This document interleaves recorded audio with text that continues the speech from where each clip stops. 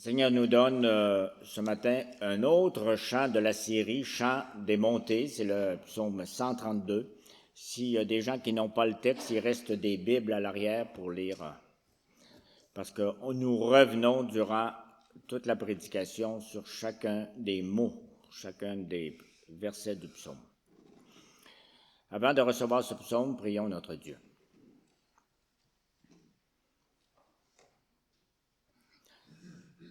Seigneur notre Dieu, nous allons étudier, nous allons écouter un chant de ce que nos ancêtres chantaient en Palestine, chantaient souvent en marchant, et chantaient même plus tard parce que ce chant s'est rendu jusqu'à nous. Et ce chant, c'est pas seulement qu'un rappel historique. Ce chant, c'est ton Esprit Saint qui est venu le chanter dans la bouche et dans le cœur de ton peuple. Seigneur, on te demande que ton Esprit Saint vienne le chanter dans nos cœurs actuellement. Au nom de Jésus, ton Fils. Amen.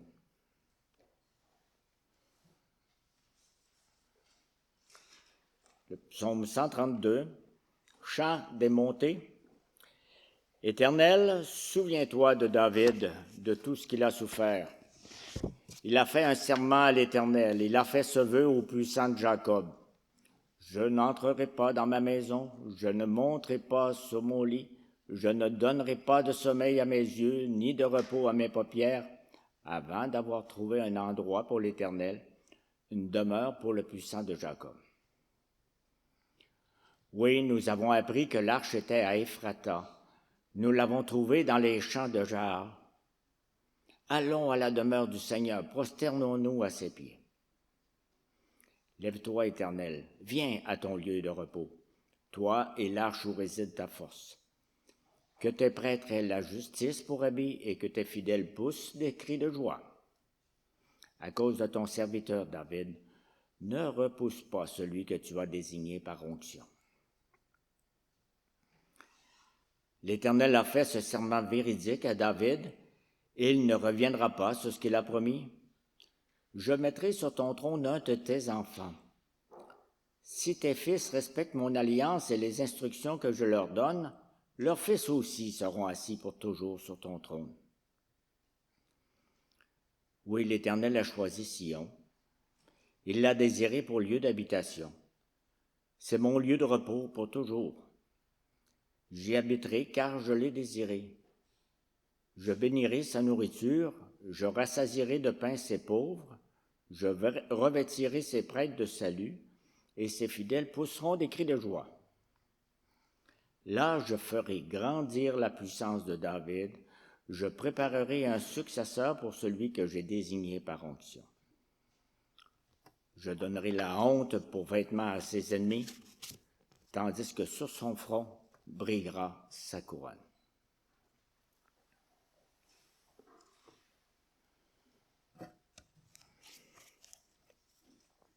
Le psaume 132 que nous venons de lire est bien différent du psaume 131 que vous avez entendu dimanche dernier. Si vos souvenirs sont assez bons. D'abord différent par sa longueur, n'est-ce pas? Mais aussi par son contenu. Dans le petit psaume 131, vous pouvez même le voir sur la même page, David nous explique comment il a imposé le calme à son âme. Il nous décrit son expérience personnelle. Dans le long psaume 132, c'est le plus long des psaumes de montée, il est aussi question de David, mais très peu de son expérience personnelle. C'est peut-être la raison pour laquelle nous avons plus de difficultés à nous identifier au psaume 132. Il nous paraît pas mal plus loin de notre propre expérience.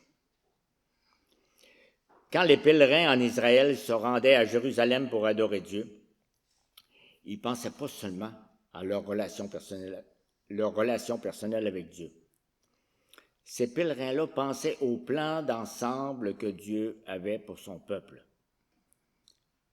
Et nous qui sommes des pèlerins en route vers le royaume de Dieu, nous avons, nous aussi, grandement besoin du psaume 132.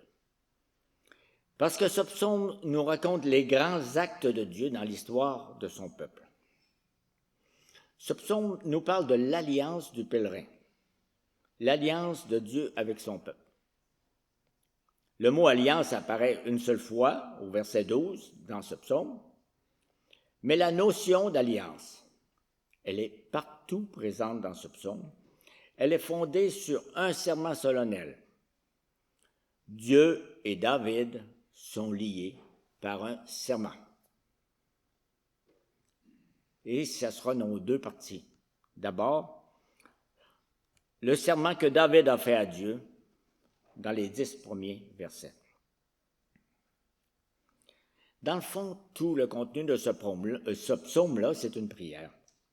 Éternel, souviens-toi de David, de tout ce qu'il a souffert.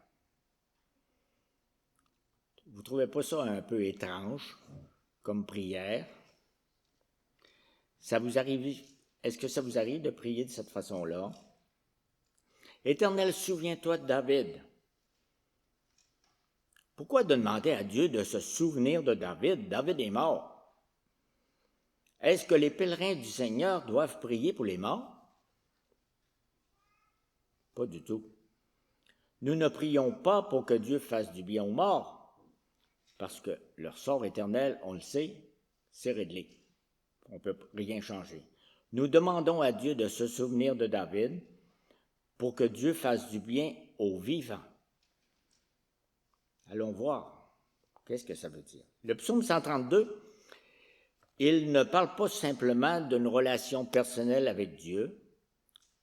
Il traite du lien qui unit Dieu et David et le lien qui a des répercussions sur toute l'Église et sur l'ensemble de l'histoire.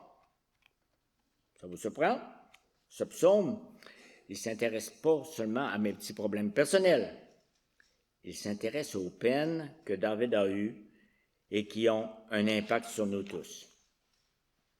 Je rappelle les 5 premiers versets. Éternel, souviens-toi de David, de tout ce qu'il a souffert. Il a fait un serment à l'Éternel. Il a fait ce vœu au puissant de Jacob. Je n'entrerai pas dans ma maison, je ne monterai pas sur mon lit, je ne donnerai pas de sommeil à mes yeux, ni de repos à mes paupières, avant d'avoir trouvé un endroit pour l'Éternel, une demeure pour le puissant de Jacob.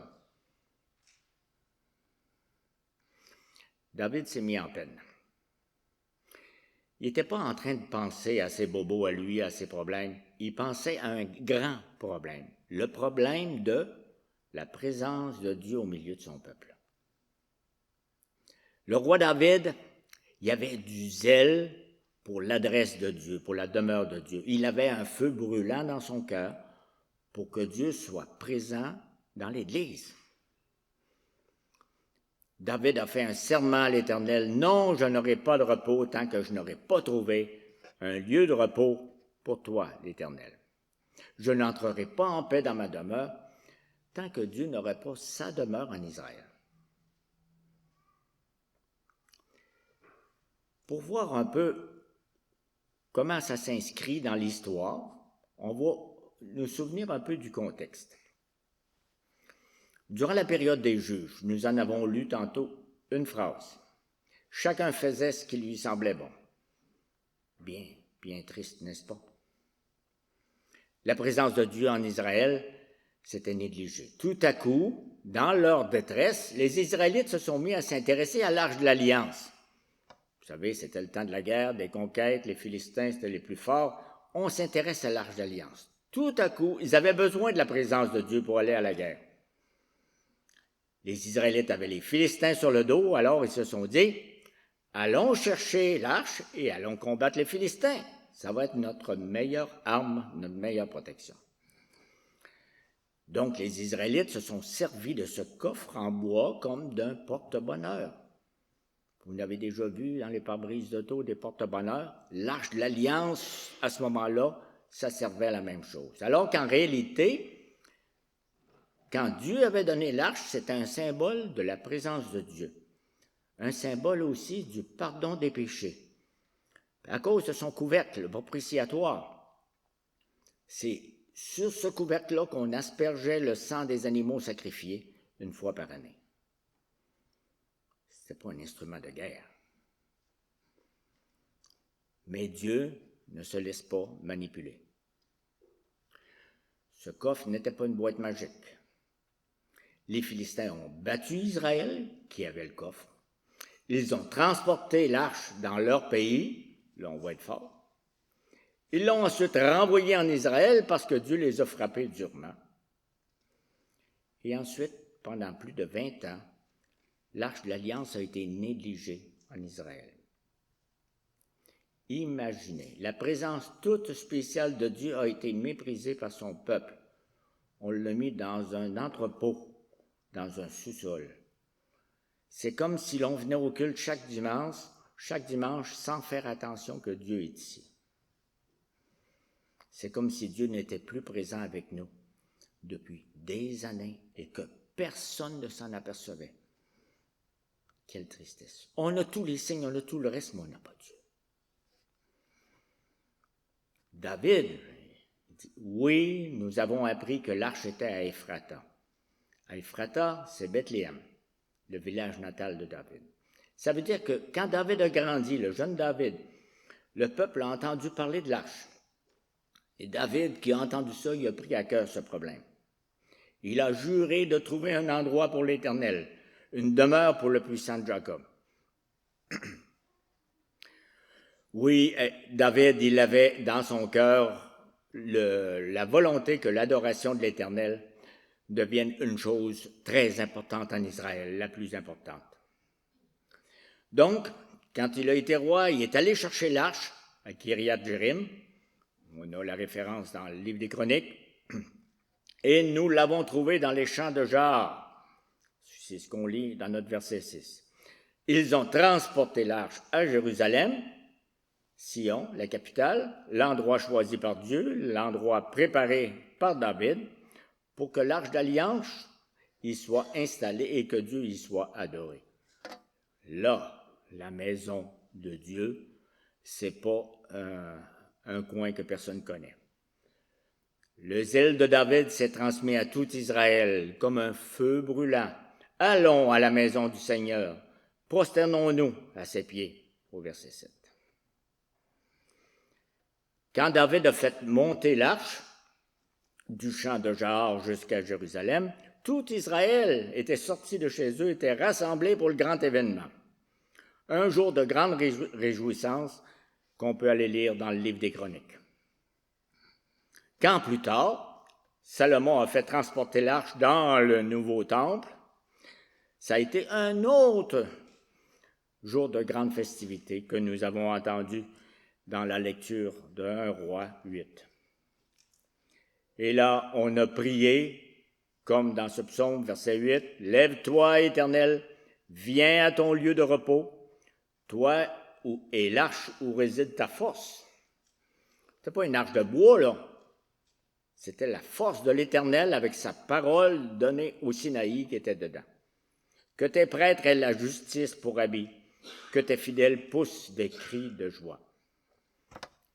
Si vous avez déjà pendu une crémaillère comme celle-là, vous nous le direz. Pendu une crémaillère, ce qui veut dire, venez chez nous, on ouvre la maison, ma maison est prête, venez tout le monde. C'est ce que Salomon a fait. Le serment accompli par David est devenu une occasion pour tout Israël de prier avec ardeur. Lève-toi, Seigneur, viens habiter dans ton lieu de repos. Fais en sorte que tes sacrificateurs fassent un travail selon ta justice. Que par leur sacrifice sur le propitiatoire, nous puissions recevoir l'assurance du pardon. Que tes fidèles se réjouissent en ta présence. Oui, Éternel, souviens-toi de David et de toutes ses peines. À cause de David, ton serviteur, ne repousse pas celui que tu as désigné par onction. Verset 10. Éternel, souviens-toi aussi de Jésus-Christ et de toutes ses peines. Jésus, le fils de David, le grand Messie, il a eu un zèle brûlant pour l'honneur de Dieu. Il a eu le grand désir de voir la présence toute spéciale de Dieu dans son Église. Un désir beaucoup plus grand que celui de David. Et Jésus a juré de faire la volonté de son Père. Il s'est engagé tout entier. Il s'est mis en peine. Il s'est oublié lui-même. Il n'a pas eu d'endroit où se reposer. Il n'a jamais été en repos tant que l'expiation de nos péchés n'a pas été accomplie. Il n'est pas entré dans son grand palais royal au ciel tant que le travail reçu de son Père n'a pas été terminé sur terre. Jésus est venu pour faire de son Église le temple du Saint-Esprit. La demeure, l'Église est une place où quelqu'un habite, la demeure toute spéciale de Dieu sur terre. Jésus est enflammé d'un zèle pour la maison de Dieu. Son zèle se transmet aujourd'hui à son Église par le feu brûlant de son esprit. Habite au milieu de son Église l'Esprit, le feu de l'Esprit. Et alors nous répondons, allons à sa demeure, prosternons-nous devant lui, adorons-le. On ne va pas au culte le dimanche. On va à la demeure de Dieu, rencontrer l'Esprit de Dieu, rencontrer l'œuvre de Jésus-Christ. On ne prie plus comme les pèlerins de ce temps-là qui disaient « Lève-toi, viens à ton lieu de repos », parce que Dieu est déjà venu habiter dans son Église le jour de la Pentecôte. Nous ne prions plus comme dans l'Ancien Testament, où on dit que tes prêtres aient la justice pour habit, parce que Jésus est venu revêtu de justice. Son sacrifice une fois pour toutes est absolument parfait. Rien à ajouter. Le symbole de l'arche et le symbole du propitiatoire, le couvercle au-dessus de l'arche, ils sont tous les deux accomplis en Jésus-Christ et par son esprit. Nous prions, nous continuons à prier avec zèle et ardeur. Seigneur, continue de demeurer parmi nous. Seigneur, pardonne nos péchés. Consacre-nous à ton service pour que nous t'offrions des sacrifices de reconnaissance. Que tes fidèles poussent des cris de joie. Parce que nous aussi, nous avons fait serment de servir l'Éternel, comme David l'avait fait. Nous avons prononcé des vœux solennels lors de notre profession de foi. Bien sûr, ça n'a pas été une fête de 2 semaines. Nous avons fait alliance avec le Dieu de l'alliance à ce moment-là. Avons-nous ce zèle qui brûlait dans le cœur de David? Avons-nous ce zèle que Jésus nous communique par son Esprit Saint? Avons-nous cet ardent désir de voir la présence de Dieu briller au milieu de nous, pour qu'il soit glorifié, pour qu'il soit adoré? Ou bien sommes-nous simplement trop absorbés par nous-mêmes et par nos problèmes personnels? Parce qu'on peut faire un long culte en faisant l'énumération de nos problèmes.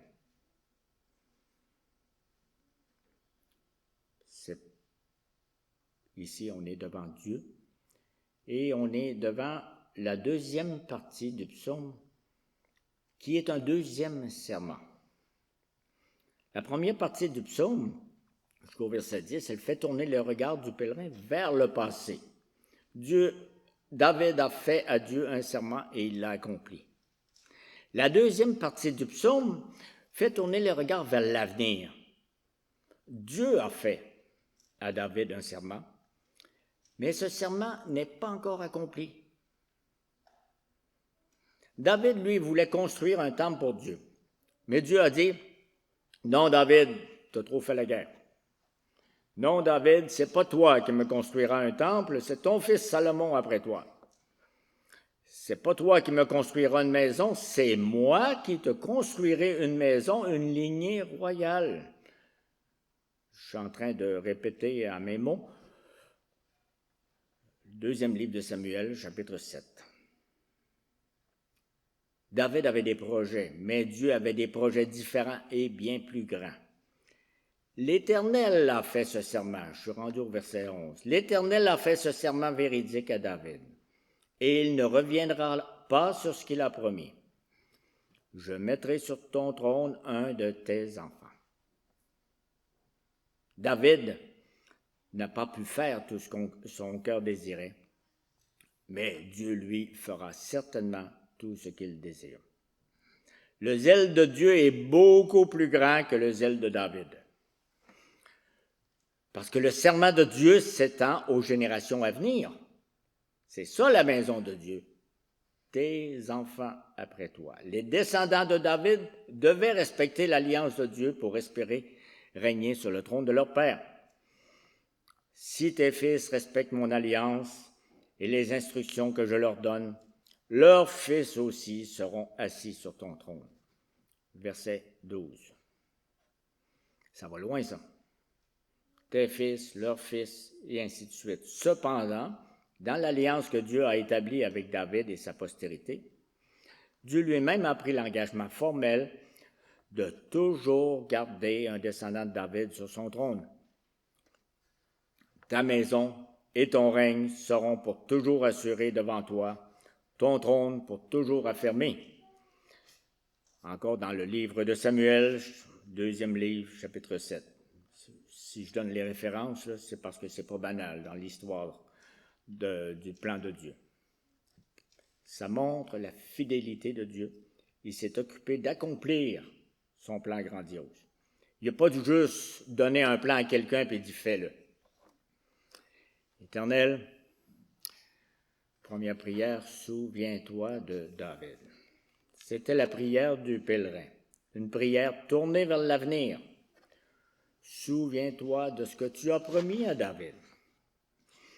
Quand les rois d'Israël et les rois de Juda se sont détournés de Dieu, quand ils ont méprisé la présence de Dieu, vous vous rappelez, en allant adorer les idoles et en faisant ce qui est mal aux yeux de l'Éternel, qu'est-ce que les fidèles pèlerins du Seigneur faisaient?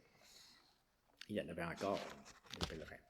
Ils montaient encore à Jérusalem, probablement moins nombreux, avec ce psaume dans leur bouche et dans leur cœur. Souviens-toi de ta promesse envers David. Tu as fait alliance, tu as promis un roi juste et fidèle, puis regarde comment c'est dans le pays. Il y avait encore des fidèles pèlerins. Quand Dieu a puni Israël pour ses péchés, qu'ils ont été transportés en exil à Babylone, quand le temple de Dieu a été détruit, qu'est-ce que les fidèles pouvaient faire? Ils ne pouvaient plus monter en pèlerinage à Jérusalem pour prier dans la présence de Dieu. Ça n'existait plus le temple. Ils avaient quand même encore le psaume 132. Ils pouvaient encore prier. Seigneur, souviens-toi de David. Tu as fait serment. Oui, l'Éternel a choisi Sion. Il l'a désiré pour lieu d'habitation. C'est mon lieu de repos pour toujours. J'y habiterai car je l'ai désiré. Les versets 13 et 14 du psaume. Son lieu de repos était dévasté. Les animaux se promenaient entre les pierres du temple. Son temple détruit. Dieu avait temporairement quitté Jérusalem. Quelle tristesse! Si vous vous rappelez ces épisodes, vous allez voir que les gens allaient là, comme dans un cimetière. Mais sa promesse était toujours là, sa promesse était toujours vraie. Dieu a choisi Sion. Le désir de son cœur était toujours d'habiter à Jérusalem, au milieu de son peuple en fête. J'y habiterai, nous dit le psaume, car je l'ai désiré. Quelle parole sublime! Le désir de Dieu, je dirais, dans mes mots, l'entêtement de Dieu, à travers toutes les circonstances qui étaient contraires à ce qu'il disait. Mais c'est une promesse qui va nourrir la prière d'Israël pendant des générations au milieu de leurs problèmes les plus graves. Et là, je dis Israël, mais vous pouvez facilement ajouter votre nom ou le nom de nos églises. Comment se fait-il que David ait eu un grand zèle pour la présence de Dieu. Ça vient que Dieu a communiqué à David son propre désir et son propre zèle. Dieu lui-même avait ce désir d'aller habiter au milieu de son peuple. C'est le cœur de l'alliance, c'est le cœur de la promesse. Dieu avec nous, Dieu au milieu de nous. Je l'ai promis, dit le Seigneur, et je tiendrai parole. Quand Israël est revenu d'exil et que le temple a été reconstruit, oui, Dieu est revenu habiter à Sion comme promis. Mais son serment n'était pas encore tout accompli. Il n'y avait plus de roi en Israël. Le trône de David était vide. Le magnifique royaume de Dieu n'était pas encore établi. Vous vous rappelez peut-être les grandes fêtes avec Néhémie et Esdras quand ils sont venus célébrer l'ouverture du second temple. Il y avait trois corps qui pleuraient, et on dit ça ne ressemble pas en tout au premier. Donc les pèlerins devaient encore prier à ce moment-là. Seigneur, souviens-toi de David, souviens-toi de ton serment. Finalement, la promesse de Dieu s'est accomplie. Oui, son désir brûlant s'est réalisé. Les prières de tous les pèlerins d'Israël au long des générations ont été exaucées. Dieu avait fait serment. Il avait dit, je ferai grandir la puissance de David, je préparerai un successeur pour celui que j'ai désigné par onction. Il est arrivé. Voici enfin l'arrivée du grand roi, bien plus puissant que David, que tous ses fils, Jésus-Christ. Il est venu sur la terre accomplir la purification des péchés de son peuple par son sang. Il est monté au ciel et il s'est assis à la droite de Dieu. Son trône est là maintenant, le trône de David. Il règne pour toujours avec puissance sur le trône de David, son père humain. Le magnifique royaume de Dieu s'est approché et il a vraiment commencé. Oui, Dieu est entré dans son lieu de repos, comme il les désirait si ardemment. Il est entré dans sa demeure. Il a fait de l'Église le temple du Saint-Esprit. Ce temple aujourd'hui est partout sur la terre. N'essayons pas de monter au trône de David dans le ciel. Le Saint-Esprit réside ici, là où l'Église se rassemble au nom de Jésus-Christ. Le Dieu de l'univers est venu habiter dans nos cœurs et dans son Église. C'est un beau psaume, n'est-ce pas? Vous rendez-vous compte, bien-aimés du Seigneur, à quel point Dieu a ardemment désiré habiter au milieu de nous? Êtes-vous plein de reconnaissance de ce que nous sommes le temple de Dieu? Jésus a dit dans l'Évangile de Jean, chapitre 14, dans une prière, il dit « Moi, je prierai le Père », certainement une prière ardente, « et il vous donnera un autre consolateur, qui soit éternellement avec vous. » Hey, un beau cadeau, hein? L'esprit de vérité que le monde ne peut pas recevoir parce qu'il ne le voit pas et ne le connaît pas. Quel immense privilège qui n'est pas donné à tout le monde, mais qui est réservé au peuple de Dieu. Mais vous le connaissez parce qu'il demeure près de vous et qu'il sera en vous. Oui, Dieu est près de nous. Il est en nous. Il prend soin de nous. Et il y a une pluie de bénédiction qui est gardée en réserve pour nous, si je lis le verset 15. « Je bénirai sa nourriture, je rassasierai de pain ses pauvres, je revêtirai de salut ses prêtres, et ses fidèles pousseront des cris de joie. » La promesse de Dieu à David est-elle toute accomplie? On n'est pas autour du trône de David dans le ciel avec Jésus. Elle n'est pas encore toute accomplie. Il reste encore beaucoup de bénédictions à déverser. Il reste encore de la nourriture, du pain à recevoir. Il reste encore la beauté du manteau du salut à montrer fièrement autour de nous. Il reste encore des cris de joie à venir, n'est-ce pas? Nous, les pèlerins du Seigneur, nous ne sommes pas arrivés, nous sommes en route. Et sur la route, nous devons encore prier. Éternel, souviens-toi de David. Souviens-toi de ton serment fait à David. Le monde autour de nous, le monde moderne, se soucie très peu de la présence de Dieu. C'est le moins qu'on puisse dire, n'est-ce pas? Le monde est en rébellion contre le règne de Jésus-Christ. Cette situation déplorable, est-ce que ça vous décourage? Mais prenons courage et souvenons-nous de la promesse de Dieu et de son désir le plus grand. Son zèle brûle encore aujourd'hui pour David. Qu'est-ce que ça veut dire? Il arrive même parfois que l'Église, comme le monde, se soucie très peu de la présence de Dieu au milieu d'elle. Parce que souvent, nous, l'Église, nous sommes centrés sur nous-mêmes, sur nos soucis. Si on se rend compte de quoi on parle, devinez, sur nos petits problèmes personnels. Je dis petits, pas parce qu'ils sont petits en comparaison à d'autres, mais qu'ils sont petits par rapport à la promesse de Dieu.